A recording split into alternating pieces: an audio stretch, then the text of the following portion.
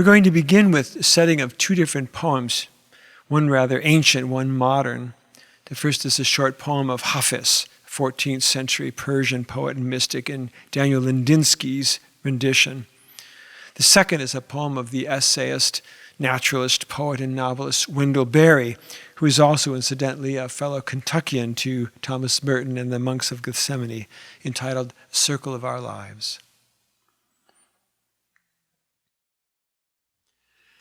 Not like a lone, beautiful bird, these poems now rise in great white flocks, startled by God breaking a branch when his foot touches earth near me.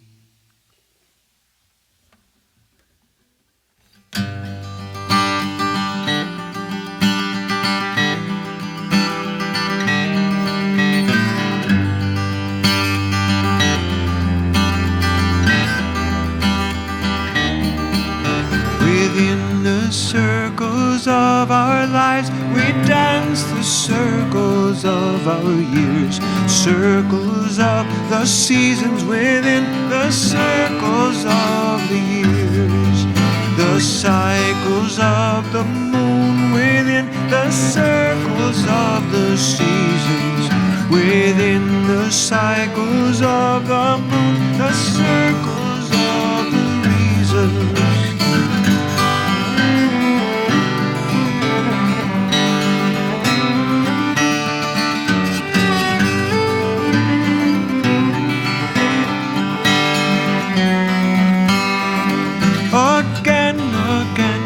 Come and go, change it, changing, hands join, unjoin in love and fear, grief and joy. The circle turns, each giving into each and into all, and only music keeps us here. Only music keeps us here.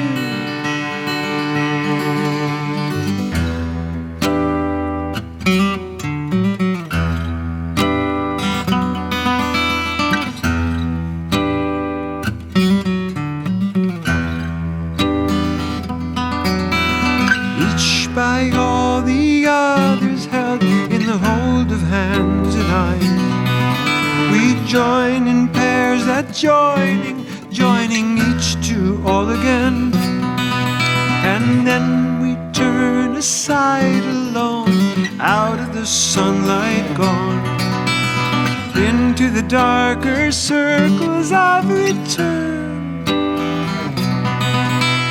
into the darker circles of return.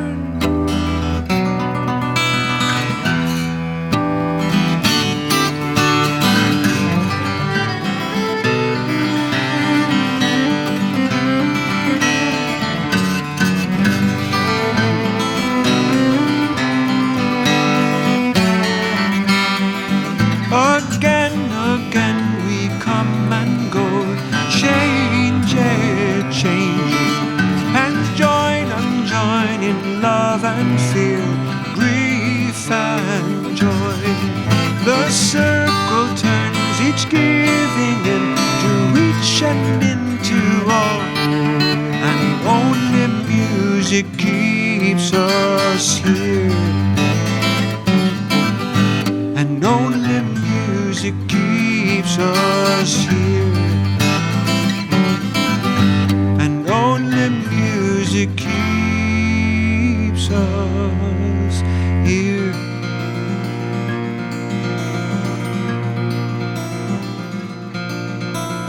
Only music keeps us here.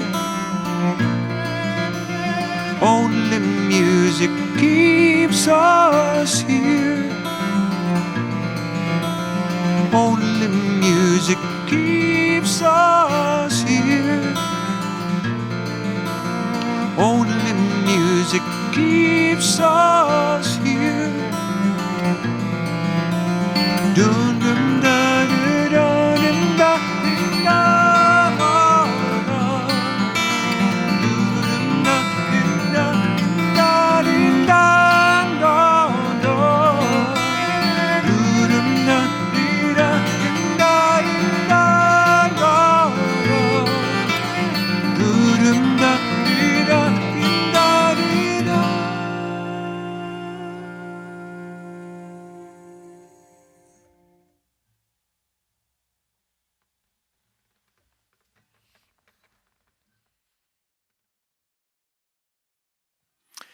I've entitled this presentation Hidden Manna. I got that idea and image from an acquaintance of mine who used to talk about the gems of spiritual wisdom that can be found sometimes in secular music, even in popular song. He called these gems the hidden manna. That phrase comes from the book of Revelation, chapter 2, verse 17. To everyone who conquers, I will give some of the hidden manna, and I will give a white stone, and on the white stone is written a new name that no one knows except the one who receives it.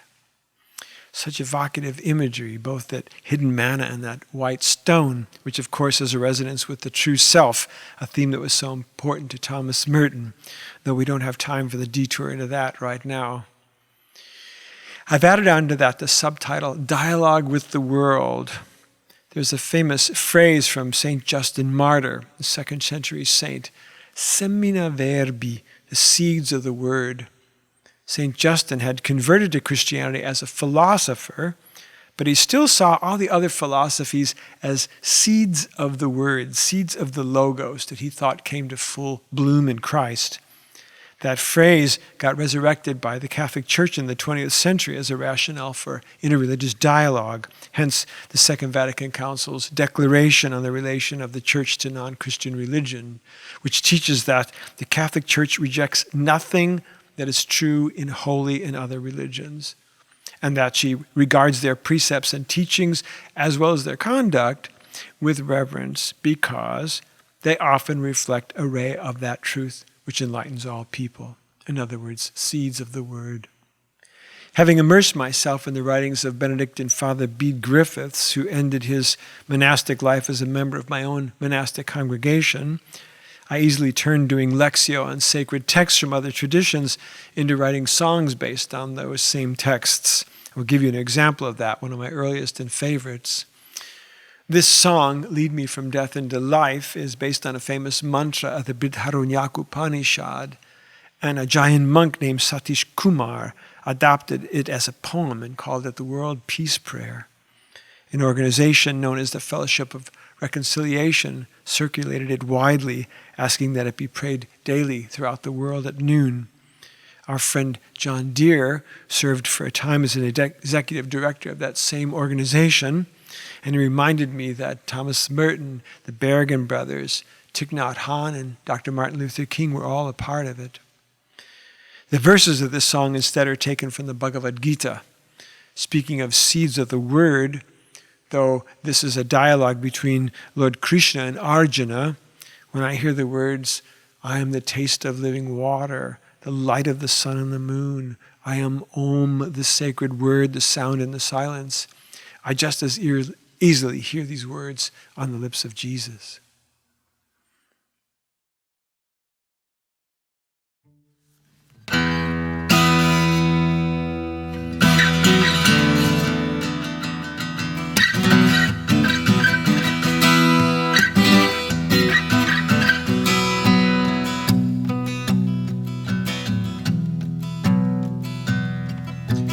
Asatam asat gamaya, tamasam anjyotir gamaya, mrityurma amritam gamaya.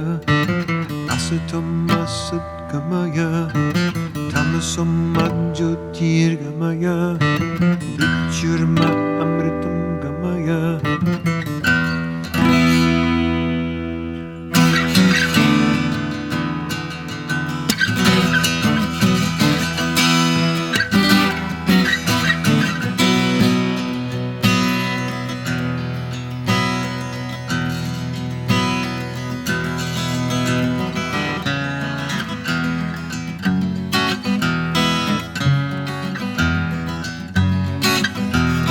Lead me from death into life, lead me from falsehood to truth, lead me to hope from despair.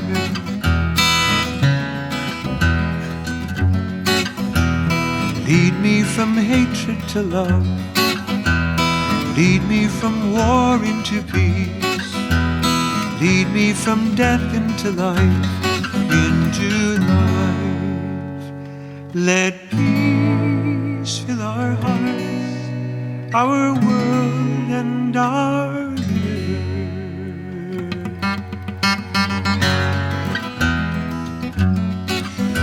your soul is in peace, and you are in peace, and your soul is in God. In cold or heat, in pleasure or pain, you are ever in God. With your soul in peace and all fear gone, strong in your vows, rest with your mind in harmony. Your soul on me, your soul on me, and lead me from death into life. Lead me from falsehood to truth. Lead me to hope from despair into hope. Lead me from hatred to love. Lead me from war into peace. Lead me from death into life, into life. Let peace fill our hearts, our world and our years.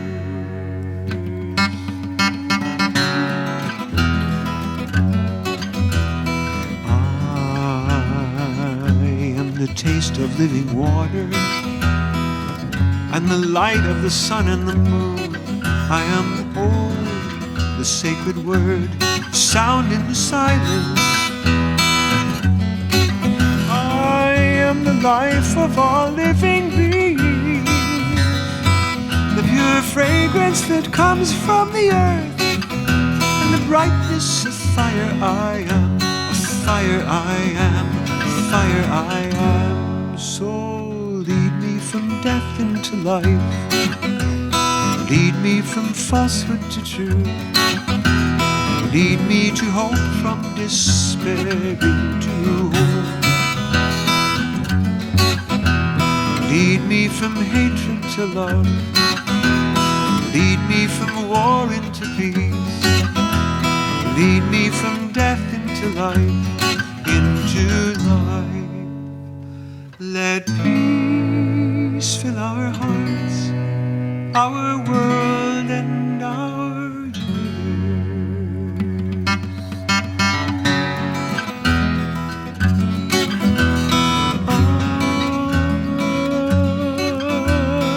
I am from everlasting seed of eternal life, the intelligence of the intelligent. I am the beauty of the beautiful.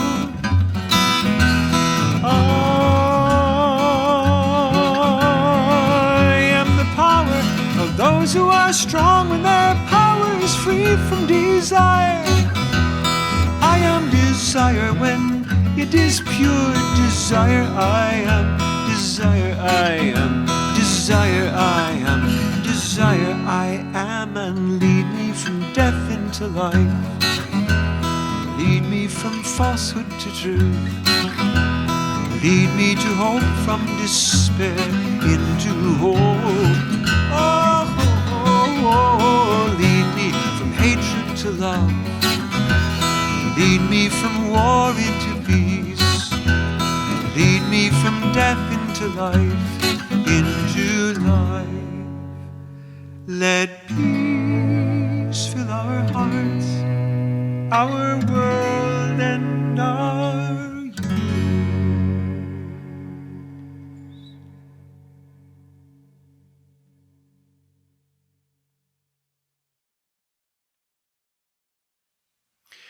In addition to setting texts from other traditions to music, at some point, having decided that I had nothing left to say about God or absolute reality in my own words, I also started singing poetry. My late confrere and mentor, Father Bruno Barnhart, who was also a unique monastic writer, we used to tease, had almost raised Wallace Stevens and William Carlos Williams to the level of canonical scripture, so I was in good company of a novel lineage. So both singing sacred texts from other traditions and singing poems that dealt with sacred themes then became for me part of this hidden manna. This is especially appropriate since these two themes abide in the life and work of Thomas Merton, both interreligious dialogue and poetry. For many years now, I've been playing around with what I call chanting poetry. If you think about it, this is what we monks do when we chant the Psalms. We fling the poems and songs of scripture across the choir to each other 3, 4, up to 7 times a day. And in some way, I just applied the same technique to poetry, walking around with a text, singing it to myself until a melody emerged out of it, and actually chanting it sometimes instead of reciting it. And these are 2 pieces that were born from that exercise. The first is a setting of a poem from the late poet Richard Wilbur, the poem called Sirens. In his memorial for Wilbur, the poet Christian Wyman wrote that Wilbur left behind, I quote, a body of work that rivals that of the great modernists. And he said he thought Wilbur's closest kin was actually Robert Frost. In a time, he says, that prizes innovation, Wilbur was a classicist, one of those artists who perfected a style rather than inventing one. And the second song is a setting of a poem by Jessica Powers. That was the secular pen name of Sister Miriam of the Holy Spirit, who was a cloistered Carmelite nun.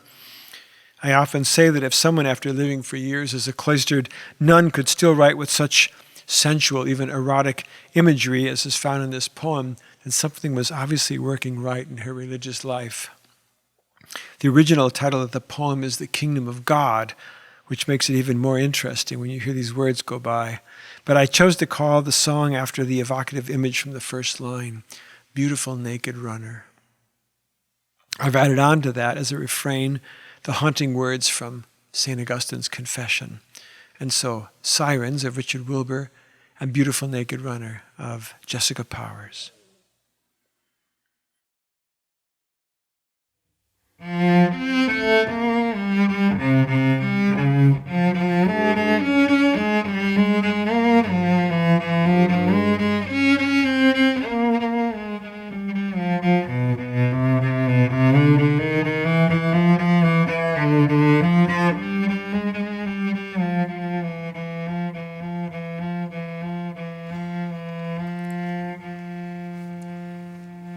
I never knew the road from which the whole earth didn't call away, with wild birds rounding the hill crowns, hailing out of the heart an old dismay, or the shore somewhere pounding its slow code, or low-lighted towns seeming to tell me, stay.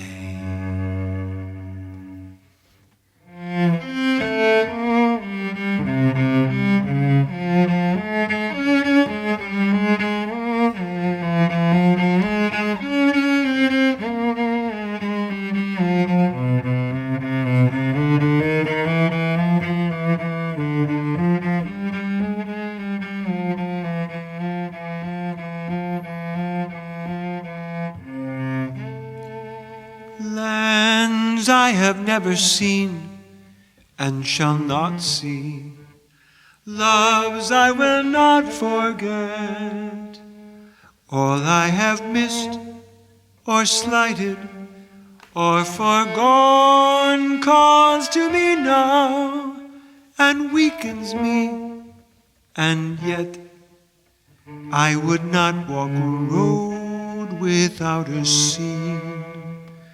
I listen going on, the richer for regret.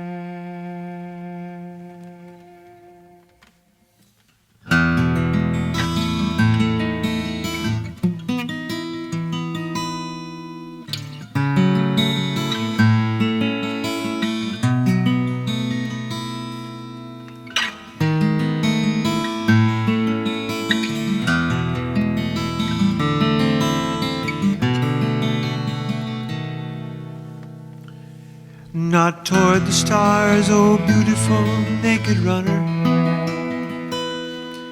Not on the hills of the moon after a wild white deer. Seek not to discover far the unspeakable wisdom. Quarry is here. Beauty holds court within. A slim young virgin in a dim, shadowy place. Music is only the echo of her voice, and earth is only a mirror for her face. Oh, beauty ever ancient, beauty ever new, how late have I come to love you? Well, you were always with me, I was not with you. Oh, beauty ever ancient, ever new.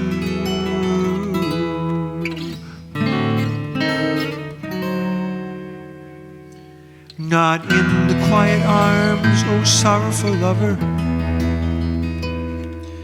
Oh, fugitive, not in the dark, on a pillow of breast. Oh, not under the light and leaves for God. Here is the sacred guest.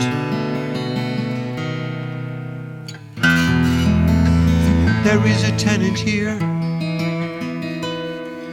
Come home, roamer of earth, to this room and find a timeless heart under your own heart beating. A bird of beauty singing under your mind. Oh, beauty ever ancient, beauty ever new, how late have I come to love you?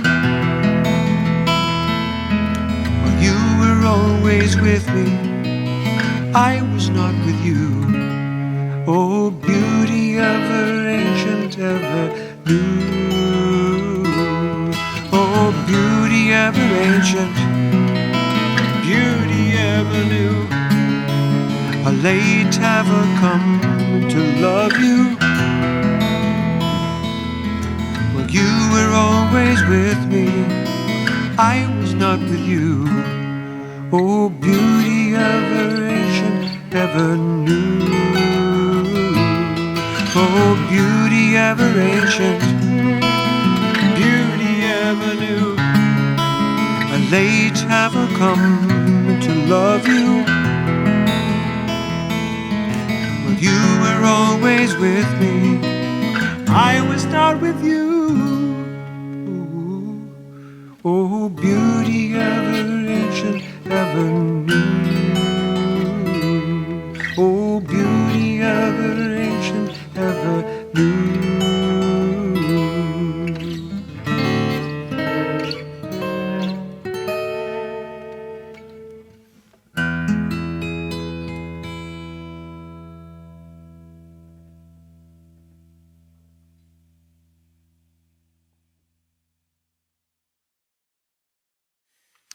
In The Sign of Jonas, Thomas Merton wrote, I have to be a person that nobody knows.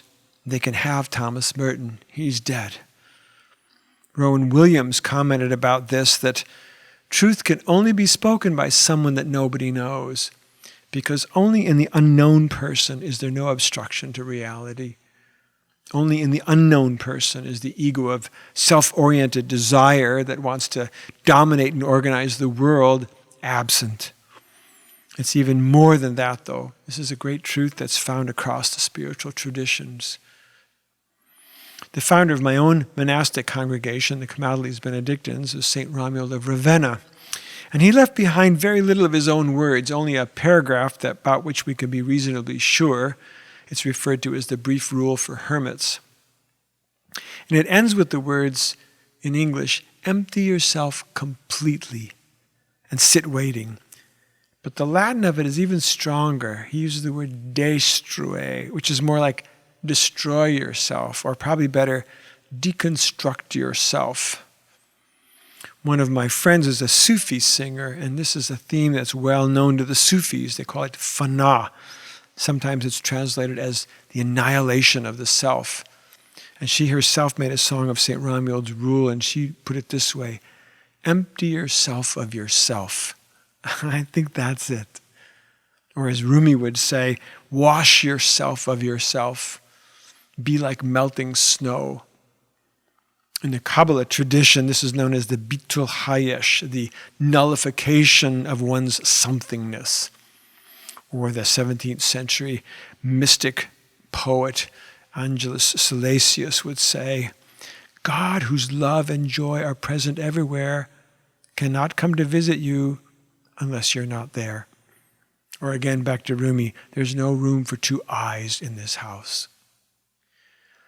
Thomas Merton wrote about this Sufi concept of fana in comparison to his own prayer, saying that his prayer was, and I quote, a kind of praise rising up out of the center of nothing and silence. If I am still present myself, this I recognize as an obstacle about which I can do nothing unless he himself removes the obstacle. If he wills, he can then make the nothingness into total clarity. If he does not will, then the nothingness seems itself to be an object and remains an obstacle. And this is Merton's own version of a 14th century Islamic mystic, Ibn Abha. To belong to Allah is to see your own existence and all that pertains to it, something that is neither yours nor from yourself, something you have on loan, to see your being in his being, your substance in his substance, your strength in his strength. Then you will recognize in yourself his title to possession of you as Lord, and your own title as servant, which is nothingness. And that leads me to these two songs from the Islamic tradition. The first is Hafiz again, called The Journey into Nothing. And the second is from the fascinating 15th century North Indian poet and mystic Kabir. Journey into Nothing and Moon in My Body.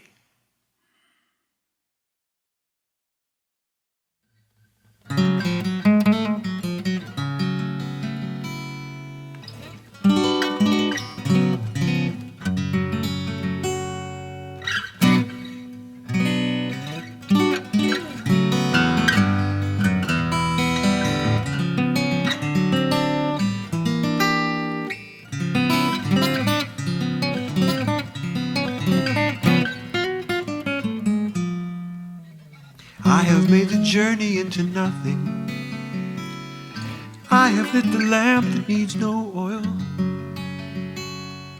I've cried great streams of emerald crystals on my scarred knees, asking love to never again let me hear from any voice the sound of my own name.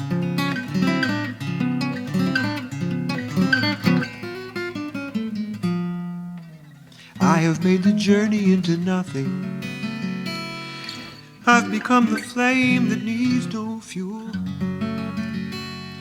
I've cried to never again see the pen you gave to me, writing in the skillful hand, even of the sky or sun, some other word than one.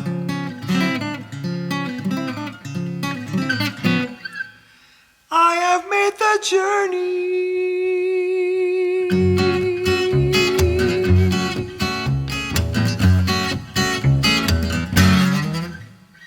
I have made the journey into nothing. I have lit the lamp that needs no oil. I've cried great streams of emerald crystals on my scarred knees, asking love to never again let me hear from any voice the sound of my own name.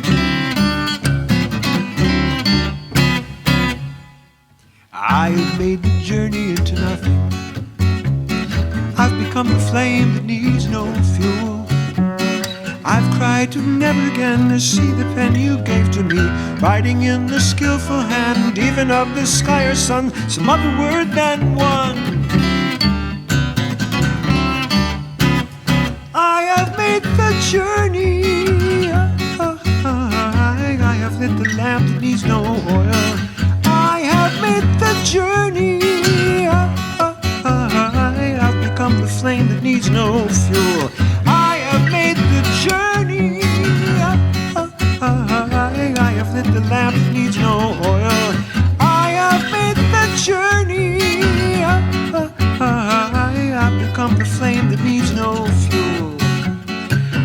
ride great streams of emerald crystals on my scarlet knees. What need is there to call to me?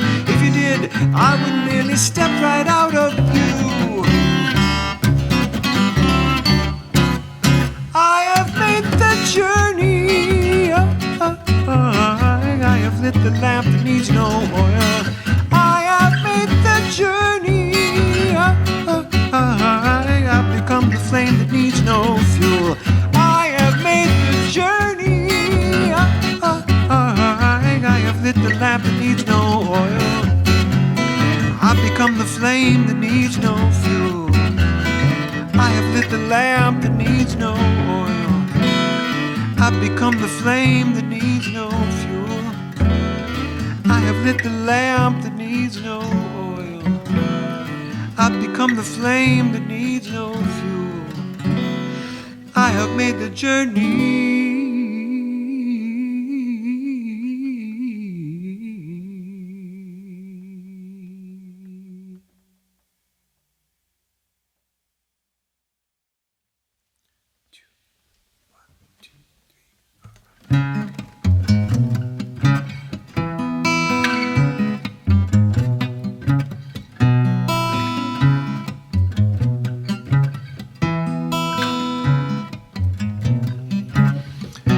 There's a moon in my body, but I can't see it. There's a moon in my body and the sun.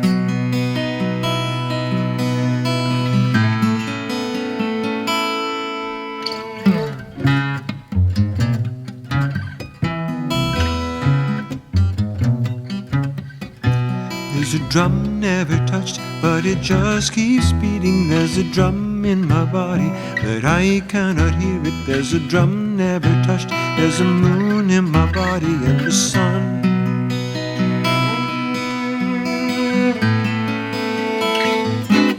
But I can't see it, but I just can't see it. The more I worry about tomorrow, the more I fret for what I own, the more my work will be in vain.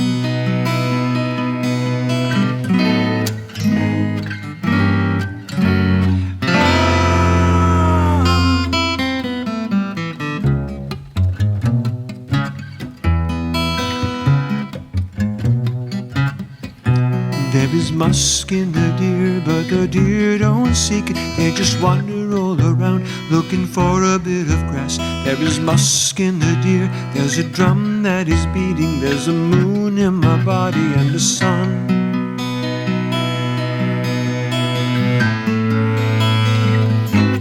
But I can't see it, but I just can't see it. The more I worry about tomorrow, the more I fret for what I own, the more my work will be in vain.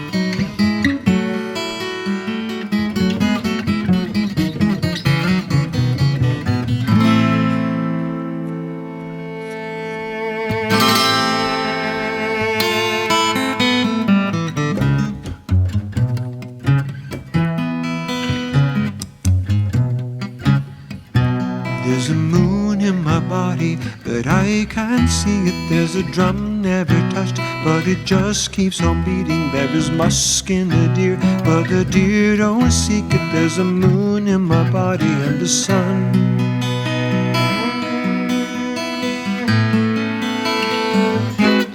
But I can't see it, but I just can't see it. But I can see it, but I just can't see it. There's a moon in my body, but I can't see it. There's a moon in my body, a moon and a sun.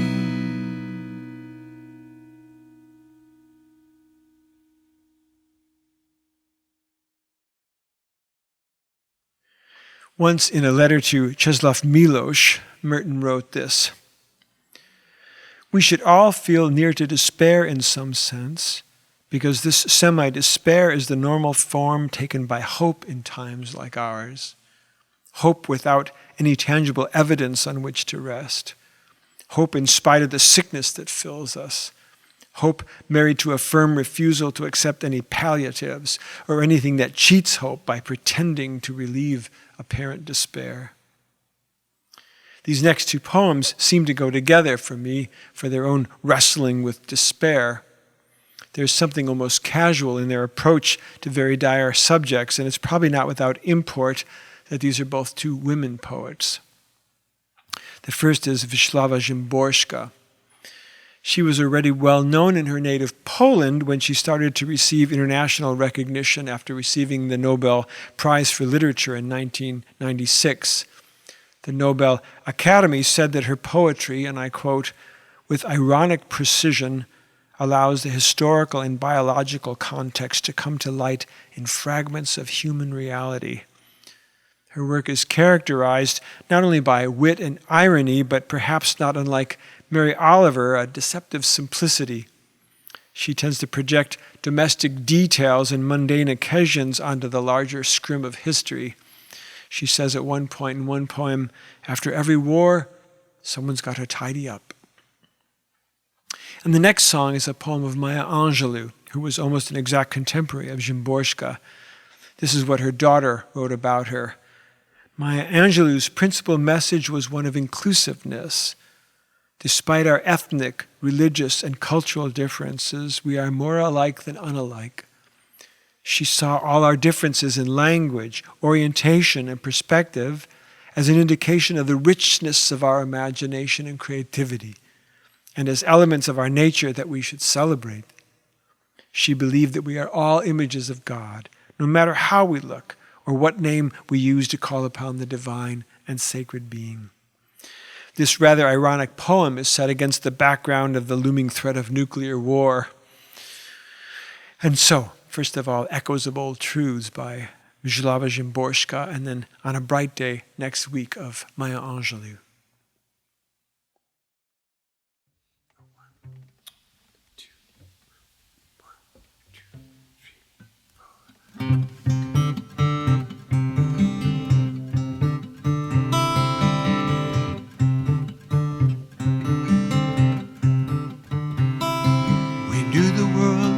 Backwards and forwards,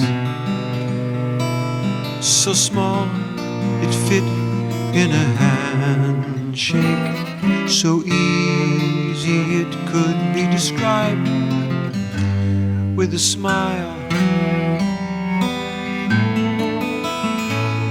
and as plain as the echoes of old truths in a prayer. History did not greet us with triumphant fanfare. It flung dirty sand in our eyes. Ahead of us were distant roads leading nowhere. Poison wells, bitter bread. Poison wells, bitter bread. The spoils of war is our knowledge of the world, so large it fit in a handshake, so high it could be described with a smile. And as strange as the echoes of old truths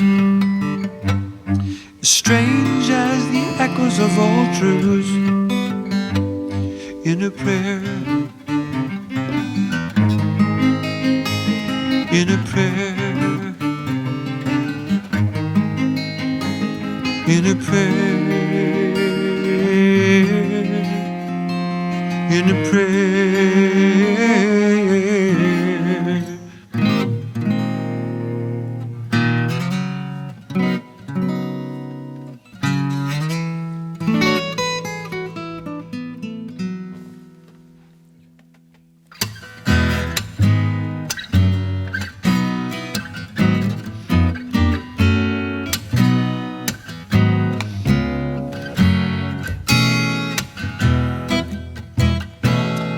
On a bright day next week, just before the bomb falls, just before the world ends, just before I die, all my tears will powder, black and dust like ashes, black like Buddha's belly, black and hot and dry. Then will mercy tumble, falling down in Godheads, falling on the children, falling from the sky.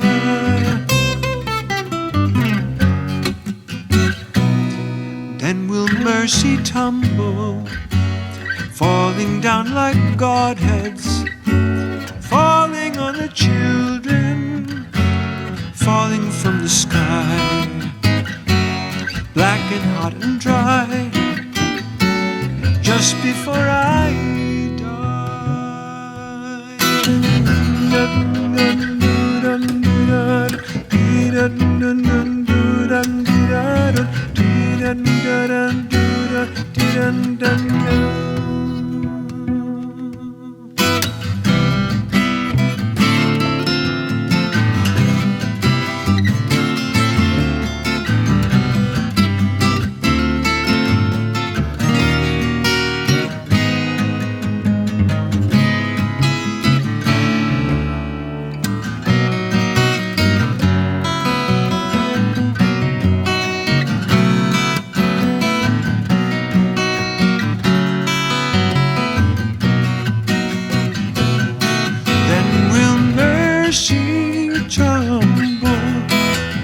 Falling down in Godheads, falling on the children, falling from the sky.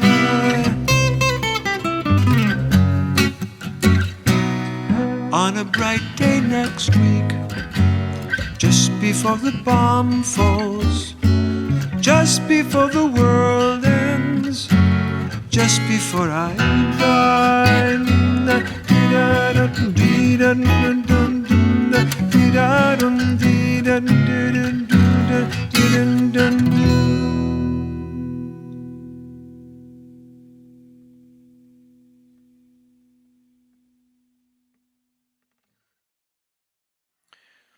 On the one hand, there's a resonance between the asceticism of the artist, even the poverty of devotion to one's craft, and religious, saintly, monastic asceticism.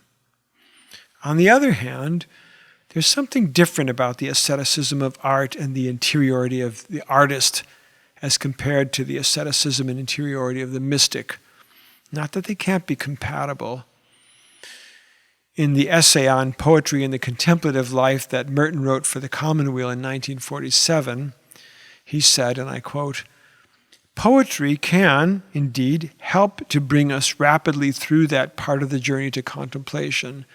But when entering the realm of true contemplation, where eternal happiness begins, poetry may actually turn around and bar our way." I suppose we could say the same thing about art in general, with its self-mediating demands. And why is that? Well, that's the dark secret of the contemplative way. It's because, and this is from Merton in New Seeds of Contemplation, the ordinary way to contemplation lies through a desert without trees and without beauty and without water. The spirit enters a wilderness and travels blindly in directions that seem to lead away from vision, away from God, away from all fulfillment and joy. It may become almost impossible to believe that this road goes anywhere at all, except to a desolation full of dry bones. That's why contemplative prayer, like the monastic calling itself, has always had a preference for the desert, because prayer and contemplation involve a kind of a descent into our own nothingness. There's an absolute need for the solitary, bare, dark, beyond concept, beyond feeling type of prayer. In other words, it's only in the darkness, in the via negativa, the apophatic mystical tradition, the desert, that God can be perceived as the one who is all in all. And that leads me to this next piece in the next poet, Federico Garcia Lorca, and the poem Los Laberintos. I've left this in the original Spanish. The English translation is this: the labyrinths that time creates vanish. Only the desert remains. The heart, fountain of desire, vanishes. Only the desert remains. The illusion of dawn and kisses vanish. Only the desert remains. Undulating desert. And I tagged onto it another short poem of Lorca called The Silence that uses that same word in Spanish, ondulado, undulating. And it goes, listen, my child, to the silence, an undulating silence, a silence that turns valleys and echoes slippery and makes foreheads bow to the ground. So, Los Laberintos of Federico Garcia Lorca.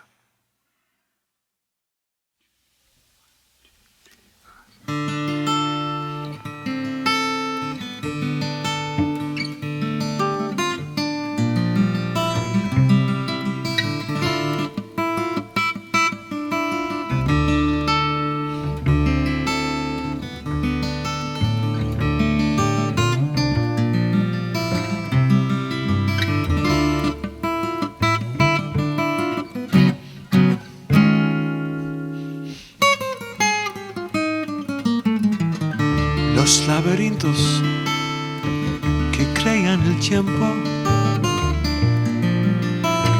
se desvanecen, solo queda desierto, solo queda desierto.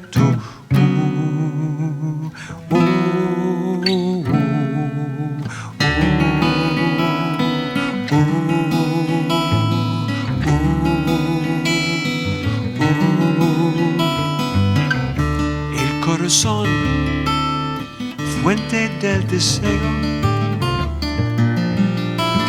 se desvanece, solo queda desierto, solo queda desierto.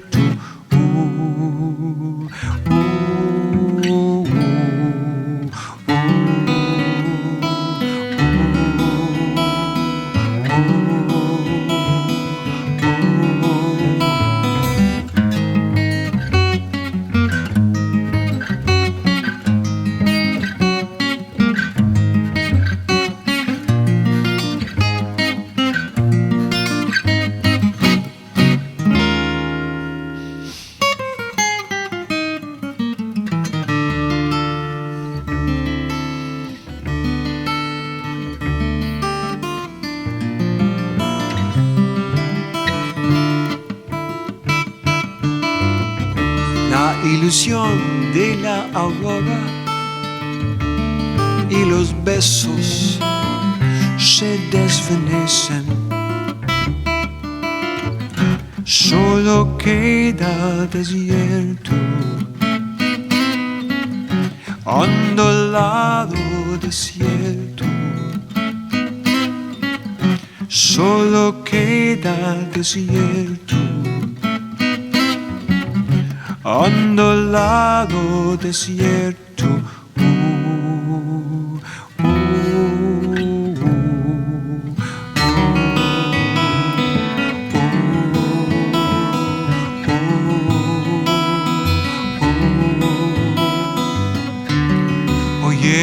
hijo mío, el silencio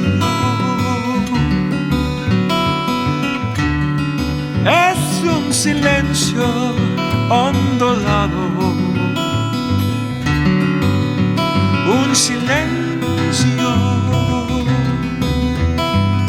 donde resbalan valles y ecos y que inclinan las frentes hacia el suelo,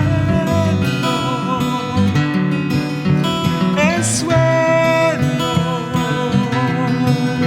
Silencio, silencio.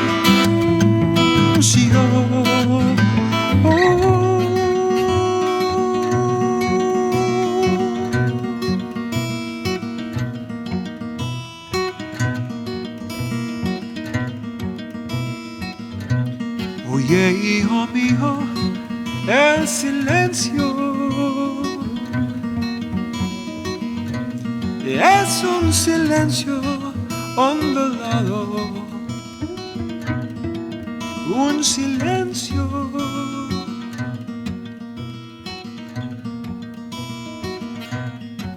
un silencio.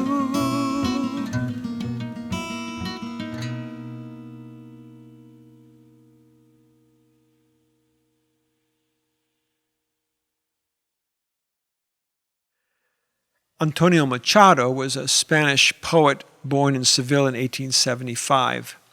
He's considered one of the most emblematic figures of turn-of-the-century Spain. He grew up in cosmopolitan environment of Madrid and was able to rub shoulders from a very early age with some of the central figures of the Spanish intellectual establishment. And he also spent a large portion of his time in Paris, where he worked as a translator for a major publishing house. But at the end of the 19th century, Spain was in a state of near despondency after having lived for decades in chaos following the revolution that ousted the monarchy. And it was during this time that Machado's poems became deeply personal and lyrical, tapping into the popular roots of Spanish tradition and Andalusian folklore. And he became known as the people's poet. Machado died of ill health in 1939 in the final days of the civil war that established the fascist regime of Francisco Franco. And even though he was not a direct casualty of the war, as Garcia Lorca was, for instance, Machado is still considered to be one of the most high-profile victims of that war.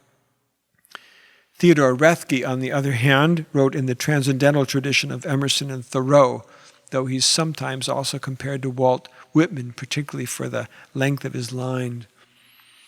He had a powerful identification with nature from having spent so much of his childhood exploring these vast greenhouses that were owned by his father and his uncle in Saginaw, Michigan, 25 acres filled with roses and orchids.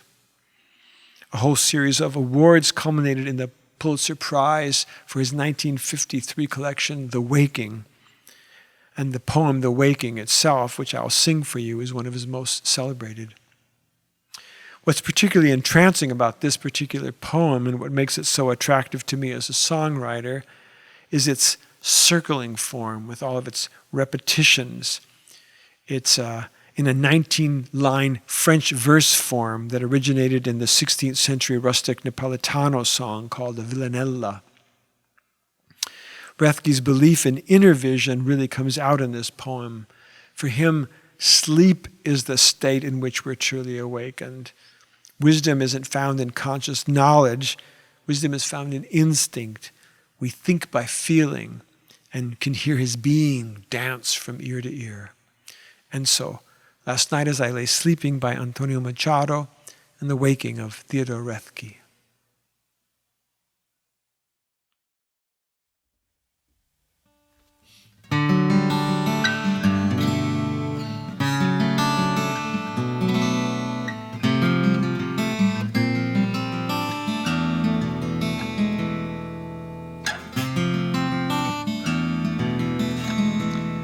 Last night as I lay sleeping, I dreamt a marvelous error.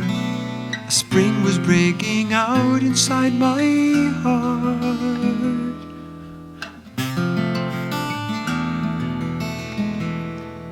Along which What secret aqueduct are you coming to me? Waters of new life that I have never drunk.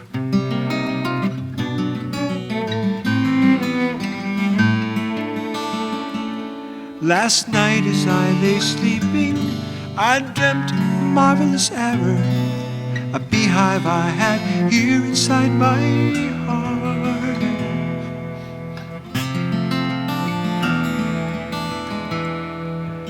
And the golden bees were making white combs and sweet honey from all my failures.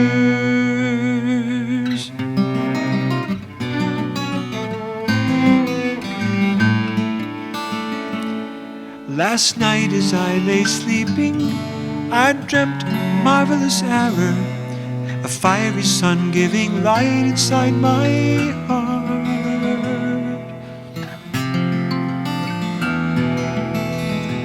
It was fiery because I felt warmth as from a heart. Sun for it gave light and brought tears to my eyes.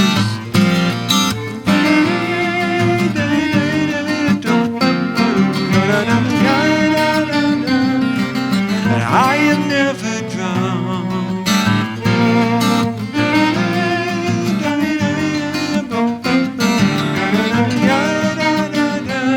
All my failures.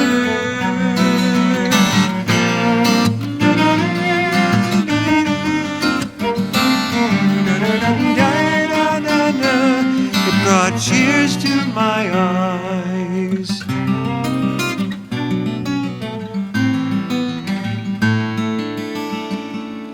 Last night as I lay sleeping, I dreamt a marvelous error. It was God that I had here inside my heart. Here inside my heart. Here inside my heart. Here inside my heart. Here inside my heart.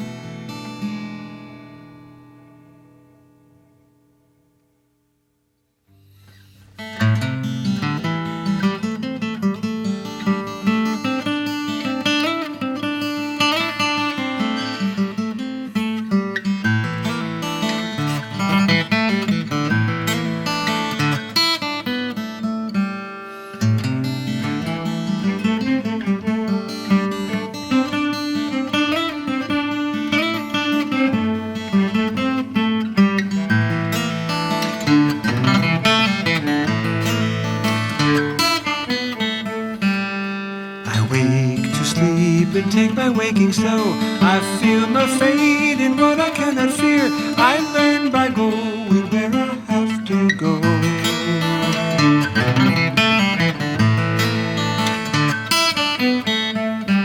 I think by feeling, what is that to know?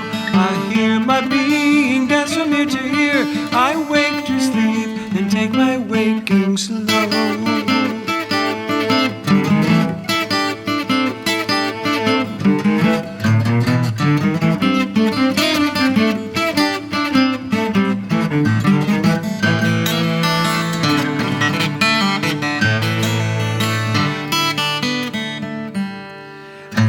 So close beside me, which are you? God bless the ground, I shall walk softly there and learn by going where I have to go.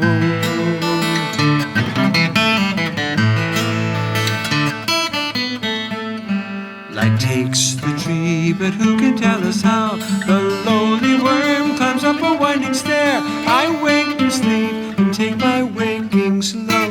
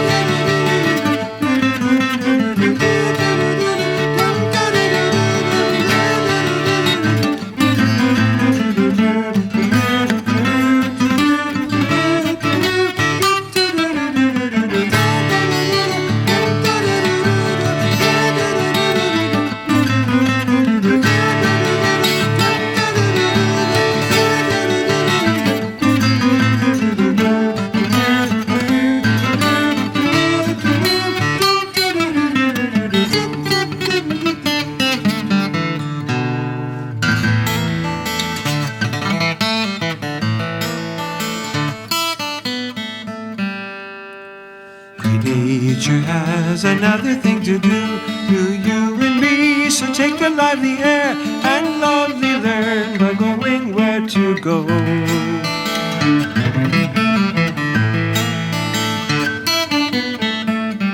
The shaking keeps me steady, I should know. What falls away is always and is near. I wake to sleep and take my waking slow. I learn by going where I have to go.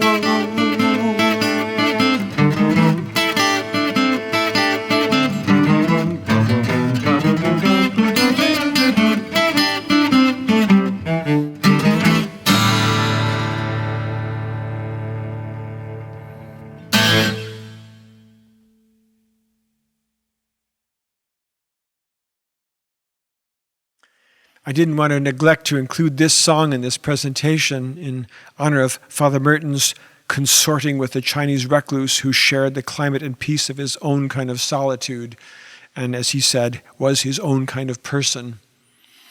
One may dispute the thesis, he said, that all monasticism is essentially one.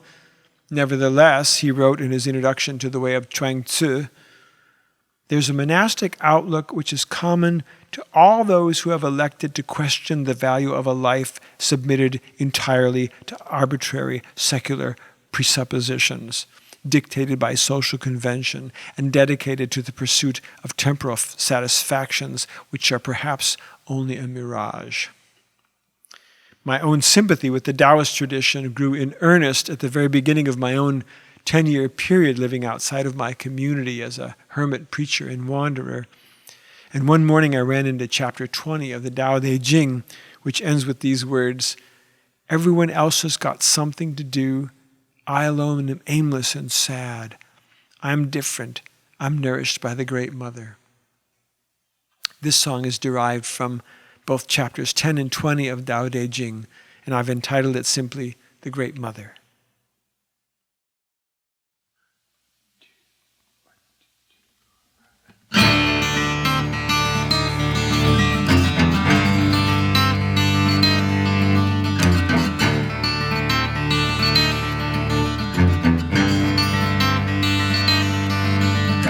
Breath and the blood, the heart and the soul, can you avoid separation?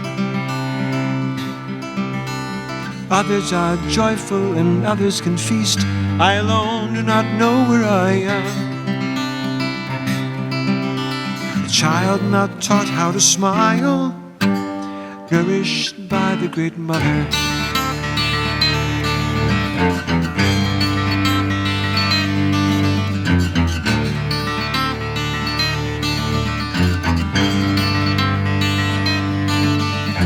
Wipe the dark mirror free from all dust.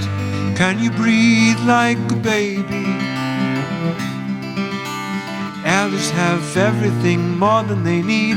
I alone have nothing at all.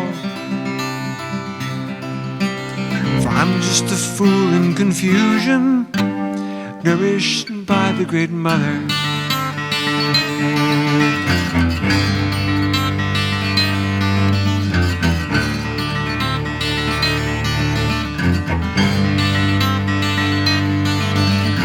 Loving all people, you govern the land, but can you rule without ruling? Others are brilliant and others are clear. I alone still grope in the dark. The insights of scholars escape me, nourished by the Great Mother.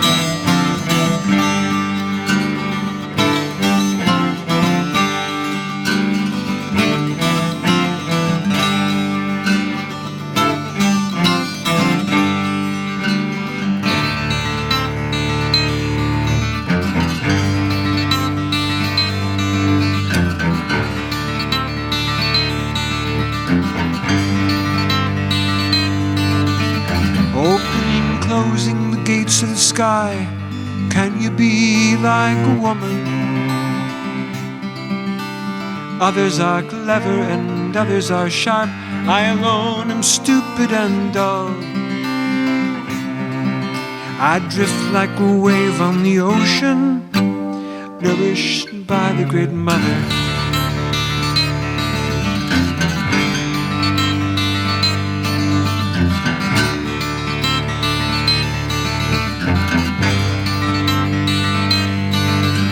Teaching and learning from all living beings, doing it all without trying. Everyone else has got something to do. I alone am aimless and sad. Old Taoist, the lone stubborn mystic, nourished by the great, nourished by the great, nourished by the Great Mother.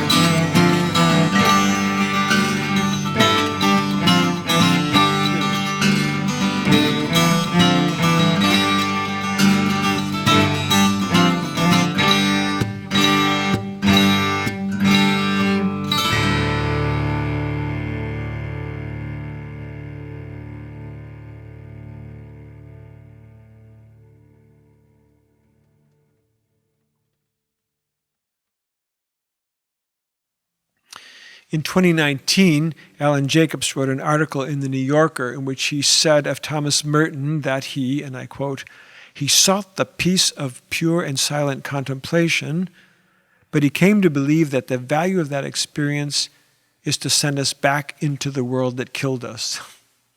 And for that reason, he's perhaps the patron saint of our information-saturated age, of we who live and move and have our being in social media, and then, desperate for peace and rest, withdraw into privacy and silence, only to return, as we always will. In the end, there can't be any separation between the discovery of one's true self and the discovery of all humankind in God. Anything less is an illusion. Anything less is an escape into consolation. The more we are alone with God, the more we are with one another. Silence and solitude, even the necessary practice of withdrawal of the monastic life, are never ends in and of themselves, especially for the Christian. In the end, there has to be a sense of identification. In the end, there has to be solidarity with others. There has to be compassion for others, and an acceptance of our responsibility for the world. And that means also sharing, as Merton said, in the universal anguish and inescapable condition of humanity. Thomas Merton's connection to Buddhism, of course, is well known and in some way set the stage for all of us who followed, who would be involved in dialogue between religions. So I thought it'd be fitting to sing this setting of the Metta Sutta, the dedication of merit from the Buddhist tradition. This is my own arrangement of a setting by my friend the Reverend Heng Shuo of the Chinese Cha'an tradition, introduced by the Sanskrit Mahamrityam Jaya mantra. We call this setting compassionate and wise. As the famous quote from the Asian Journal has it, it's not that we discover a new unity, but we discover an old unity. We are already one, but we imagine that we are not. What we have to recover is our original unity. What we have to be is what we are.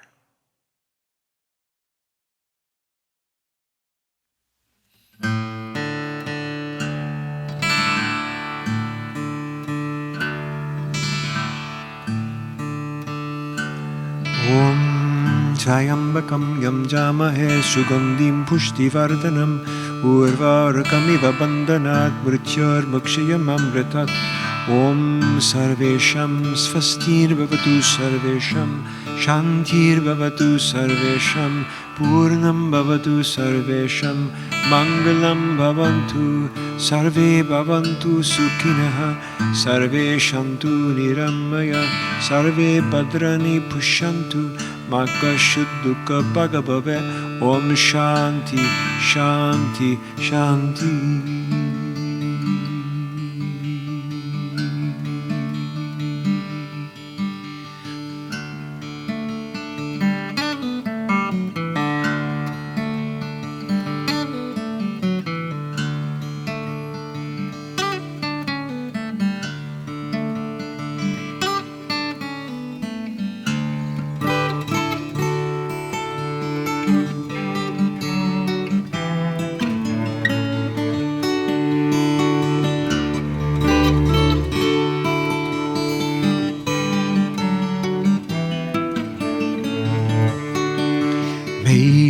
every living being. Our minds is one and radiant with light. Share the fruits of peace, our hearts of goodness luminous and bright. If people hear and see, our hearts and hands can find in giving unity.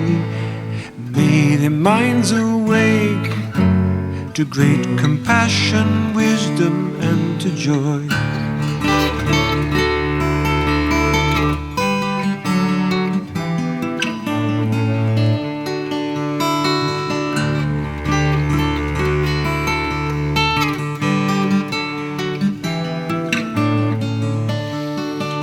May goodness find reward. May all who sorrow leave their grief and pain. May this boundless light dispel the darkness of their endless night. Because our hearts are one, this world of pain turns into paradise. May all become compassionate and wise. May all become compassionate and wise. May all become compassionate and wise. May all become compassionate and wise.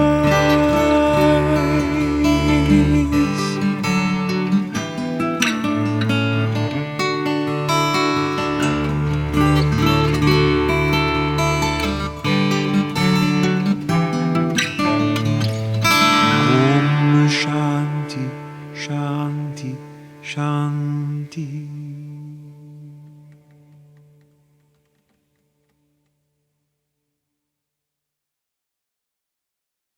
And that leads me to this last piece in honor of the hidden manna and the hidden ground of love. This last song I call Hidden Wisdom. This is actually a sonnet entitled O Sapiencia that was written by a fascinating contemporary man named Ayodeji Malcolm Gwit. He's a Nigerian-born English poet, priest, singer, songwriter. He also heads up his own blues and rock band called Mystery Train in Cambridge, so a man after my own heart. This is from his book, a collection called Sounding the Seasons, which is a collection of sonnets on all scriptural liturgical themes, in which he states that his aim is to be profound without ceasing to be beautiful. What draws me to this text is that, whether intentionally or not, he avoids typically religious language. Not only does he write about Christmas, really about the incarnation, without ever mentioning the babe in the manger or snow. You've got to love someone who can write a text about God without ever mentioning God. He focuses instead on the Word, wisdom, the second person of the Trinity, even that apophatic aspect of the Word as hidden wisdom and the ground of being. I've disrupted his form a little bit, and I used the last two lines of his sonnet as a refrain, a prayer which I love, and invite you to sing along with me, if you will, as our closing prayer to this presentation. Come, hidden wisdom, come with all you bring. Come to me now, disguised as everything. Come, hidden wisdom, come with all you bring. Come to me now, disguised as everything.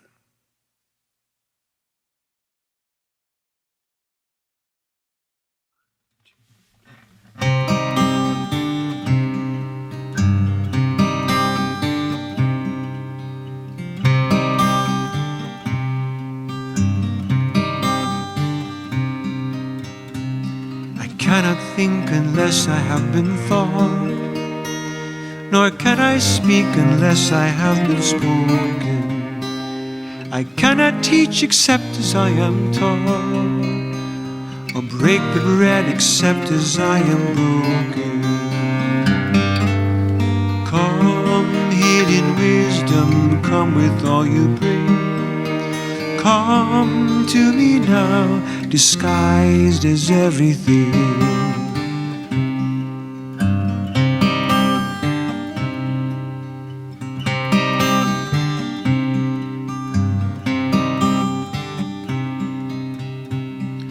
mind beneath the mind through which I see, O light within the light by which I see, O word beneath the words with which I speak, O founding unfound wisdom finding me. Come, hidden wisdom, come with all you bring. Come to me now, disguised is everything.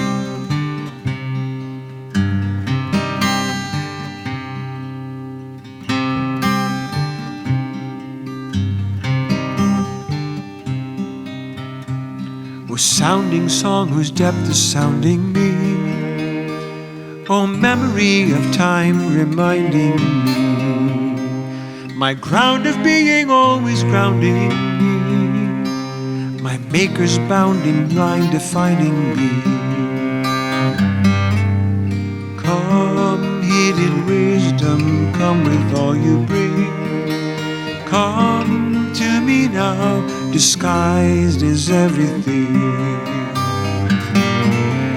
Come, hidden wisdom, come with all you bring. Come to me now, disguised is everything.